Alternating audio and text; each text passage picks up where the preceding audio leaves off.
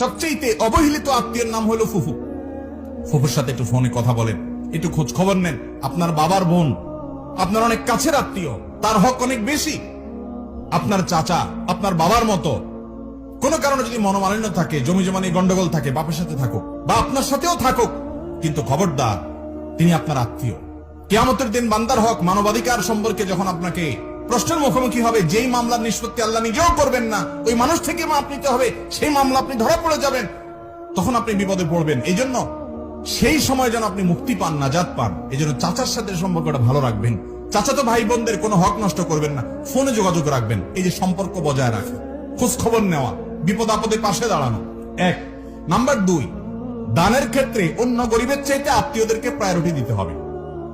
আপনি যাকাতের টাকা দিবেন, আপনার আত্মীয়ের ভিতরে যদি গরিব লোক থাকে, আপনার চাচা, আপনার চাচাতো ভাই বোন, আপনার ফুফু, আপনার মামা, আপনার খালা, তাহলে সেক্ষেত্রে অন্য গরিবদেরকে দেওয়ার আগে ইনাদেরকে প্রায়োরিটি দিতে হবে। এমনকি মাদ্রাসা লিল্লাহ ফান্ডে দিলে যে সওয়াব হবে, তার চাইতেও বেশি সওয়াব হবে আপনার এই নিকটাত্মীয় যারা, তাদেরকে যদি দেন। লিল্লাহ ফান্ডে দিলে তার সওয়াব বেশি হওয়ার ভিন্ন কারণ আছে, যে আলেম তৈরি করার ক্ষেত্রে আপনি সহযোগিতা করলেন, কিছু এখানে দেন, কিছু ওখানে দেন। কিন্তু আপনার রক্ত সম্পর্কীয় আত্মীয়দের ব্যাপারে নবী করিম সাল্লাল্লাহু আলাইহি ওয়াসাল্লাম বলেছেন, আস-সাদাকাতু আলাল মিসকিনি সাদাকা, সাধারণ গরিব মানুষকে তুমি দিলে একটা দানের সওয়াব পাবা। ওয়াস-সাদাকাতু আলাল আকরিবাই আও আলা যিল কুরবা সিলাতুন ওয়া সাদাকাতুন, আর তুমি যদি তোমার রক্ত সম্পর্কীয় আত্মীয় যাদের কথা বললাম, এদের মধ্য থেকে কেউ যাকাতের হকদার গরিব মানুষ হয়, তাদেরকে যদি তুমি দান করো, তাহলে সেই দানের কারণে ডাবল সওয়াব পাবা। একটা হলো যাকাত আদায়ের সওয়াব পাইলা, আরেকটা হলো তুমি যে তার আত্মীয়কে টাকা দেওয়ার মাধ্যমে সম্পর্ক ভালো করলা, এই জন্য তুমি সওয়াব পাবা।